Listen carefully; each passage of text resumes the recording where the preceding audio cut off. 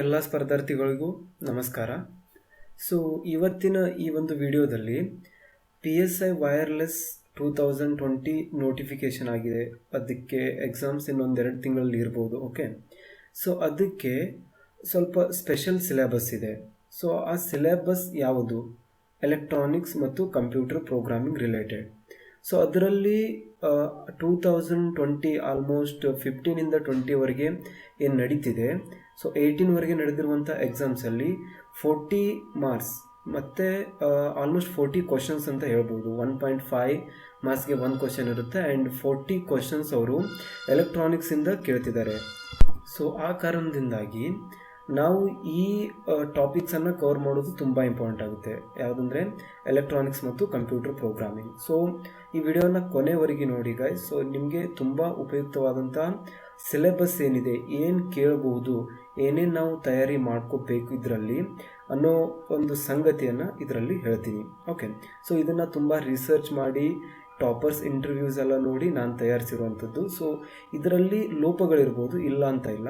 So ನೀವು ಇನ್ನೂ ಏನಾದರೂ ಗೊತ್ತಿದ್ರೆ ಆ್ಯಡಪ್ ಮಾಡ್ಕೊಳ್ಳೋ ಹಾಗಿದ್ದರೆ ಮಾಡ್ಕೊಳ್ಳಿ.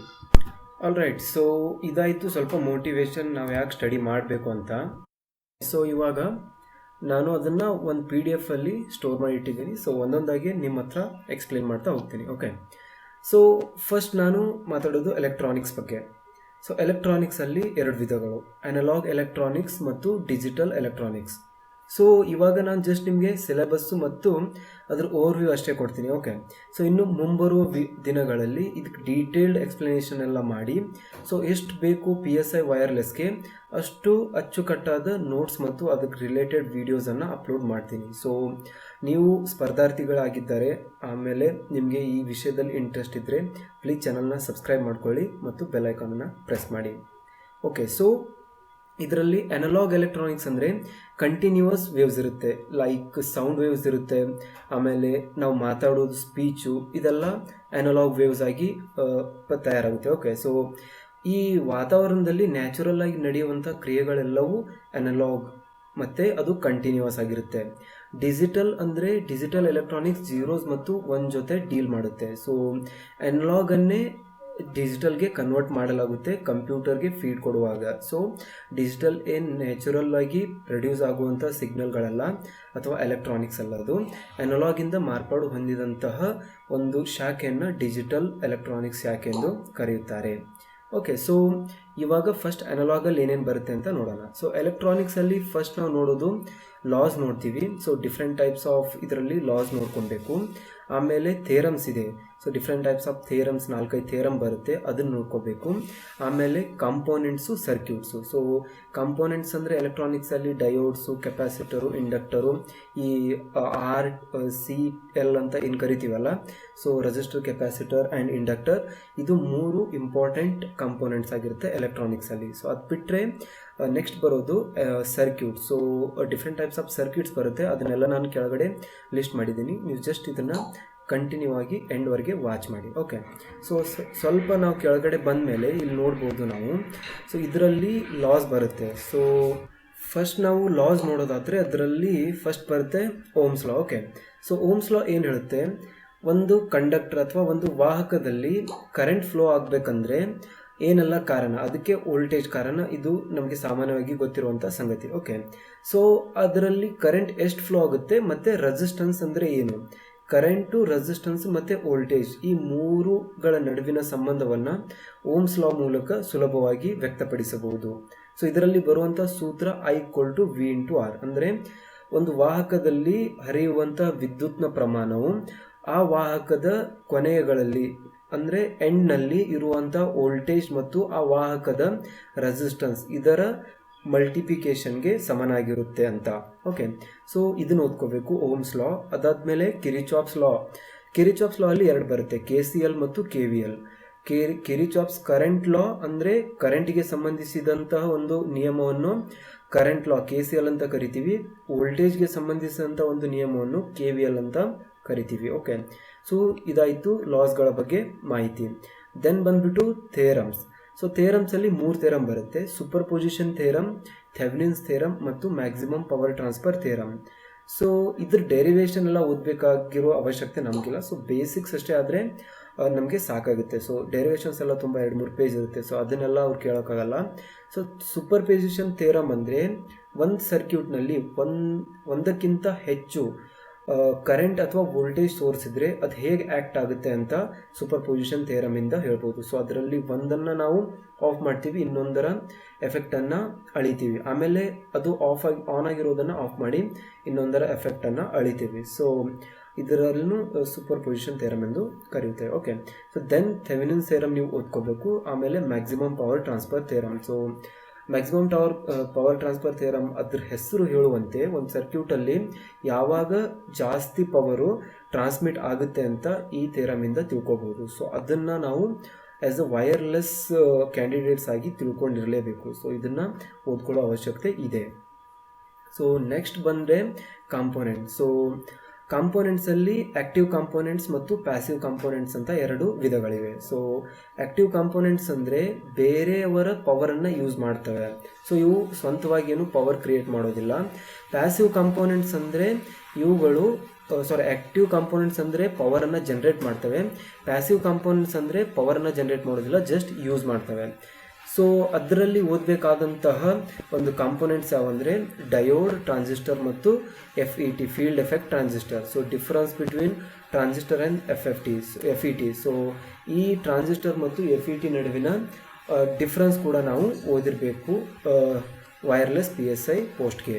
ಓಕೆ, ಸೊ ಅದು ಬಿಟ್ಟರೆ ಅನಲಾಗ್ ಎಲೆಕ್ಟ್ರಾನಿಕ್ಸಲ್ಲಿ ಮತ್ತೆ ಬರೋದು transistor biasing. So transistor biasing ಅಂದರೆ ಏನಕ್ಕೆ ಮಾಡ್ತಾರೆ, ಎಷ್ಟು ಟೈಪ್ ಆಫ್ ಸ್ಯಾಚುರೇಷನ್ ಎಷ್ಟು ಟೈಪ್ಸ್ ಆಫ್ ಮೋಡ್ಸ್ ಇದರಲ್ಲಿ ಬರುತ್ತೆ. So active, saturation and cut off ಅನ್ನೋ 3 ಮೋಡ್ಸ್ ಇದರಲ್ಲಿ ಬರುತ್ತೆ.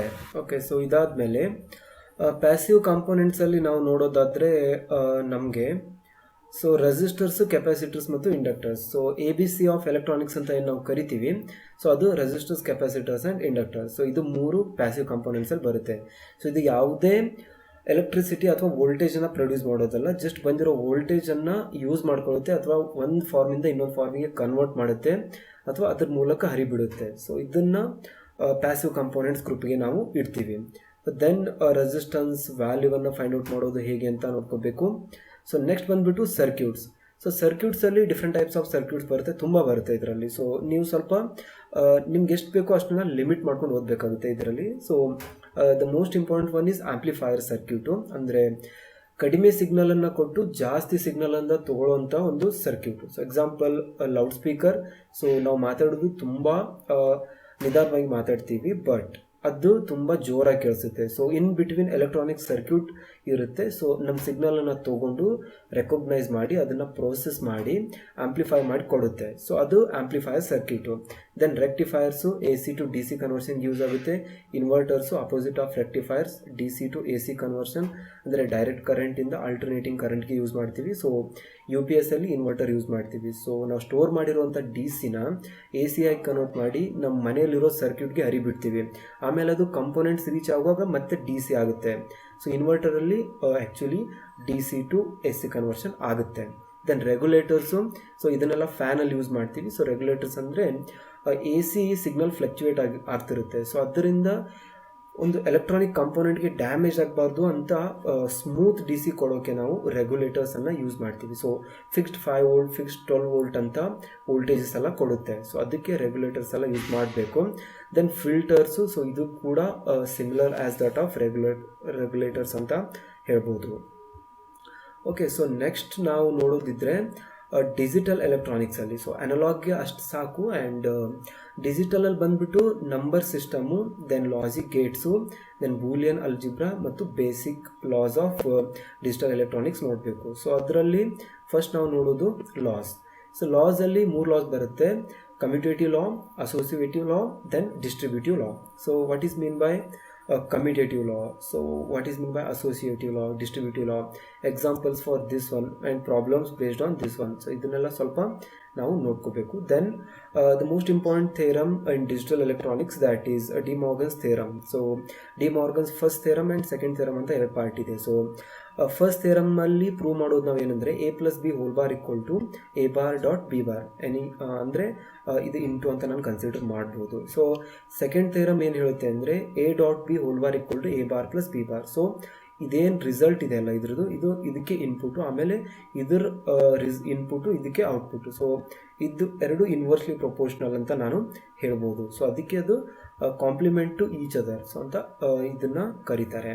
ಓಕೆ, ಸೊ ದೆನ್ ಬಂದ್ಬಿಟ್ಟು ನಂಬರ್ ಸಿಸ್ಟಮಲ್ಲಿ ಬೈನರಿ ಟು ಡೆಸಿಮಲ್ ಕನ್ವರ್ಷನ್ ಹೇಗೆ ಮಾಡಬೇಕು, ಆಮೇಲೆ ವೈಸ್ ವರ್ಸ ಅಂದರೆ ಡೆಸಿಮಲ್ ಟು ಬೈನರಿ ಕೂಡ ನಾವು ನೋಡಿರಬೇಕು. ಆಮೇಲೆ octal to decimal and decimal to octal, hexadecimal to binary and binary to hexadecimal. So ಹೀಗೆ ಈ ಕನ್ವರ್ಷನ್ನೆಲ್ಲ ನಾವು ತಿಳ್ಕೊಂಡಿರಬೇಕಾಗುತ್ತೆ. Then binary addition. ಸೊ ಎಡಿಷನ್ನು ಇದರಲ್ಲಿ 4 ಲಾ ಬರುತ್ತೆ. 0 + 0 = 0, 0 + 1 1, 1 + 0 1, 1 + 1 is 0. ಸೊ ಇದು ನೋಡಿ ಇಲ್ಲಿ 1 + 1 = 0 ಆಗ್ತಿದೆ. ಸೊ ನಾರ್ಮಲ್ ಎಡಿಷನ್ ಮತ್ತು ಬೈನರಿ ಎಡಿಷನ್ ತುಂಬಾ ವ್ಯತ್ಯಾಸ ಇದೆ. ಸೊ ಇದರಲ್ಲಿ 0 ಮತ್ತು 1 ಬಿಟ್ಟರೆ ಯಾವುದೇ ರಿಸಲ್ಟ್ ಬರೋಕ್ಕೆ ಸಾಧ್ಯ ಇಲ್ಲ. ಸೊ 1 + 1 ಇಲ್ಲಿ 0 ಅಂತ ಆಗುತ್ತೆ. ಇದು ಸ್ವಲ್ಪ ನೀವು ಗಮನದಲ್ಲಿಟ್ಕೋಬೇಕಾದ ವಿಷಯ. ಓಕೆ, ಸೊ ದೆನ್ ನಮ್ಮ ಹತ್ರ ಇರೋದು ಕಾಂಪೋನೆಂಟ್ಸ್. ಓಕೆ, ಸೊ ಕಾಂಪ್ಲಿಮೆಂಟ್ಸ್ ಇರುತ್ತೆ. ನೆಕ್ಸ್ಟ್ ಕಾಂಪ್ಲಿಮೆಂಟ್ಸಲ್ಲಿ ಒನ್ಸ್ ಕಾಂಪ್ಲಿಮೆಂಟ್ ಹೇಗೆ ತೆಗೆಯೋದು, ಟೂಸ್ ಕಾಂಪ್ಲಿಮೆಂಟ್ ಹೇಗೆ ತೆಗೆಯೋದು, ಟೆನ್ಸ್ ಕಾಂಪ್ಲಿಮೆಂಟ್ ಹೇಗೆ ತೆಗೆಯೋದು, ಆಮೇಲೆ ಎನಿ ಅದರ್ ಸೊ ಇದು ಬಿಟ್ಟು ಬೇರೆ ಕಾಂಪ್ಲಿಮೆಂಟು ಕೇಳ್ತಾರೆ, 9th complement, 8th complement. So ನೀವು ಡಿಫ್ರೆಂಟ್ ಟೈಪ್ಸ್ ಆಫ್ ಕಾಂಪ್ಲಿಮೆಂಟ್ಸನ್ನು ಹೇಗೆ ಕ್ಯಾಲ್ಕುಲೇಟ್ ಮಾಡ್ತಾರೆ ಅದ್ರ ಮೇಲೆ ಒಂದಿಷ್ಟು ಪ್ರಾಬ್ಲಮ್ಸನ್ನು ಸಾಲ್ವ್ ಮಾಡಬೇಕಾಗುತ್ತೆ. ಸೊ ಇನ್ ಫ್ಯೂಚರ್ ಡೇಸ್, ಮುಂಬರುವ ದಿನಗಳಲ್ಲಿ ನಾನು ಇದ್ರ ಮೇಲೆ ಸಾಕಷ್ಟು ಕಂಟೆಂಟನ್ನು ಕ್ರಿಯೇಟ್ ಮಾಡಿ ಅಪ್ಲೋಡ್ ಮಾಡ್ತಿದ್ದೀನಿ. ಸೊ ಆಲ್ರೆಡಿ ಕಂಟೆಂಟ್ ಇದೆ, ಅದನ್ನು ಶೂಟ್ ಮಾಡಬೇಕಾಗಿ ಅಪ್ಲೋಡ್ ಮಾಡಬೇಕಾದ ಸ್ವಲ್ಪ ಸಮಯ ಬೇಕಾಗುತ್ತೆ. ಸೊ ಅದಕ್ಕಾಗಿ ಸ್ವಲ್ಪ ವೇಟ್ ಮಾಡಿ, ನಾನು ಮಾಡ್ತೀನಿ upload. Okay, so then next ಏನು ಬರುತ್ತೆ, ಲಾಜಿಕ್ ಗೇಟ್ಸ್ ಬರುತ್ತೆ. ಸೊ ಇದರಲ್ಲಿ ಡೂ ಆಲ್ ಅಂತ ಬರೆದಿದ್ದೀನಿ, ಯಾಕಂದರೆ ಇದರಲ್ಲಿ ಬರೋದು ತುಂಬ gates, AND gate, OR gate, XOR gate, NOT gate, NOR gate. So ಹೀಗೆ ತುಂಬ ಬೇಸಿಕ್ ಗೇಟ್ಸ್ 6 ಇದೆ. ಆಮೇಲೆ ಯೂನಿವರ್ಸಲ್ ಗೇಟ್, ನ್ಯಾಂಡ್ ಮತ್ತು ನಾರ್ ಇದೆ. ಸೊ ಯೂನಿವರ್ಸಲ್ ಯಾಕಂತೀವಿ ಅಂದರೆ ಅದರಿಂದ ಯಾವ್ದು ಬೇಕಾದ ಗೇಟನ್ನು ರಿಯಲೈಸ್ ಮಾಡ್ಬೋದು. ಸೊ ಅದರಿಂದ ಎಲ್ಲ ಗೇಟ್ಸ್ಗಳ ಬಗ್ಗೆ ಸ್ವಲ್ಪ ಇಲ್ಲಿ ಮಾಹಿತಿ ಕಲೆಕ್ಟ್ ಮಾಡಬೇಕಾಗಿ ಬರುತ್ತದೆ. ಸೊ ದೆನ್ ಇದಾಯಿತು ಡಿಜಿಟಲ್ ಎಲೆಕ್ಟ್ರಾನಿಕ್ಸ್ ಬಗ್ಗೆ. ಇವಾಗ ಕಂಪ್ಯೂಟರ್ ಸೈನ್ಸ್. ಸೊ ಕಂಪ್ಯೂಟರ್ ಸೈನ್ಸಲ್ಲಿ ಜಾಸ್ತಿ ಕ್ವಶನ್ಸ್ ಎಲ್ಲ ಅರೈಸ್ ಆಗಲ್ಲ, ಸೊ ಸ್ವಲ್ಪ ಇರುತ್ತೆ, ಬೇಸಿಕ್ ಅಷ್ಟೇ ನಾವು ನೋಡ್ಕೋಬೇಕು ಇವಾಗ. ಸೊ ಕಂಪ್ಯೂಟರ್ ಸೈನ್ಸಲ್ಲಿ programming, Python, Java, C++, Perl, Ruby ಇದನ್ನೆಲ್ಲ ಓದಬೇಕಾದ ಅವಶ್ಯಕತೆ ನಮಗೇನಿಲ್ಲ. ಸ್ವಲ್ಪ ನಮಗೆ ಬೇಸಿಕ್ಸ್ ಗೊತ್ತಿದ್ರೆ ಸಾಕು. ಸೊ ಇದರಲ್ಲಿ ಏನು ಓದ್ಕೋಬೇಕು, ಡೇಟಾ ಟೈಪ್ಸ್ ಓದ್ಕೊಳ್ಳಿ, ಇಂಟ್, ಕ್ಯಾರ್ ಆ್ಯಂಡ್ ಫ್ಲೋಟ್, ಇದ್ರ ಸೈಜು ಮತ್ತು ಮ್ಯಾಕ್ಸಿಮಮ್ ಮಿನಿಮಮ್ ಲಿಮಿಟ್ಸ್ ಇರುತ್ತೆ. ದೆನ್ ಆಪರೇಟರ್ಸ್ ಅಂದರೆ greater than, less than, equal to, ಹಿಂಗೆ ನಾಟು, ನೆಗೇಷನ್ ಅಂತ ತುಂಬ ಆಪರೇಟರ್ಸ್ ಬರುತ್ತೆ. ಸೊ ಅದನ್ನೆಲ್ಲ ನೋಡ್ಕೋಬೇಕು. ಸ್ಟ್ಯಾಕ್ ಅಂದ್ರೇನು, ಕ್ಯೂ ಅಂದ್ರೇನು, ಸ್ಟ್ರಿಂಗ್ಸ್ ಅಂದ್ರೇನು, ಇದನ್ನೆಲ್ಲ ಮಾಹಿತಿ ನೀವು ಪಡ್ಕೋಬೇಕು. ಸ್ಟ್ಯಾಕ್ಸ್ ಅಂದರೆ ನಾವು ಸ್ಟೋರ್ ಮಾಡುವಂಥ ಮೆಮರಿ, ಕ್ಯೂ ಅಂತಂದರೆ ಫಸ್ಟ್ ಇನ್ ಫಸ್ಟ್ ಔಟ್ ಆರ್ಡ್ರಲ್ಲಿ ನಾವು ಸ್ಟೋರ್ ಮಾಡ್ತೀವಿ. ಸೊ ಇಮೇಲು, ಮೆಸೆಂಜರ್ ಇದೆಲ್ಲ ಕ್ಯೂಗೆ ಎಕ್ಸಾಂಪಲು. ಸ್ಟ್ರಿಂಗ್ ಅಂತಂದರೆ ನಾನು ಸ್ಟ್ರಿಂಗ್ ಅಂತ ಬರೆದಿರೋದೇ ಒಂದು ಸ್ಟ್ರಿಂಗ್, ಅಂದರೆ ಸ್ಟ್ರಿಂಗಲ್ಲಿ ಆಲ್ಫಾಬೆಟ್ಸ್ ಎಲ್ಲ ಕೂಡಿರ್ತವೆ. So group of alphabets of similar family or similar kind is called as string. So string is an best example for string itself. Okay, so ಅದಾದಮೇಲೆ website ಯಾವುದಾದ್ರೂ ರೆಫರ್ ಮಾಡಬೇಕಾ ಇದ್ರ ಸಲುವಾಗಿ ಅಂದರೆ ಇಂಡಿಯಾ ಬಿಕ್ಸ್ ಅನ್ನೋ ವೆಬ್ಸೈಟ್ ಇದೆ. ಸಿಂಪಲ್ ಕ್ವಶನ್ಸ್ ಇದರಲ್ಲಿ ಸಿಗ್ತವೆ. ಸೊ ಅವನು ನೀವು ರೆಫರ್ ಮಾಡಿಕೊಂಡ್ರೆ ಒಳ್ಳೆಯದು. ಸೊ ಇದಿಷ್ಟಾಗಿತ್ತು ಗೈಸ್, ಎಲೆಕ್ಟ್ರಾನಿಕ್ಸ್ ರಿಲೇಟೆಡ್ ಏನೇನು ಪೋರ್ಷನ್ ಕೇಳ್ಬೋದು. ಸೊ ಇನ್ ಫ್ಯೂಚರ್ ಡೇಸಲ್ಲಿ ನಾನು ಇದ್ರ ಬಗ್ಗೆ ತುಂಬಾ ಮಾಹಿತಿಯನ್ನು ಅಪ್ಲೋಡ್ ಮಾಡ್ತೀನಿ. ಸೊ ಇನ್ನೂ ನೀವು ಚಾನಲ್ಗೆ ಸಬ್ಸ್ಕ್ರೈಬ್ ಆಗಿಲ್ಲ ಅಂದರೆ ಪ್ಲೀಸ್ ದಯವಿಟ್ಟು ಸಬ್ಸ್ಕ್ರೈಬ್ ಆಗಿ. ನಿಮಗೆ ಈ ವಿಡಿಯೋಯಿಂದ ಸ್ವಲ್ಪ ಆದರೂ ಹೆಲ್ಪ್ ಆಗಿದ್ದರೆ ಪ್ಲೀಸ್ ಗೈಸ್ ವಿಡಿಯೋನ ಲೈಕ್ ಮಾಡಿ, ನಮಗೂ ತುಂಬ ಮೋಟಿವೇಶನ್ ಆಗುತ್ತೆ ಇದರಿಂದ. So thank you guys, thanks for watching this video. See in the next video.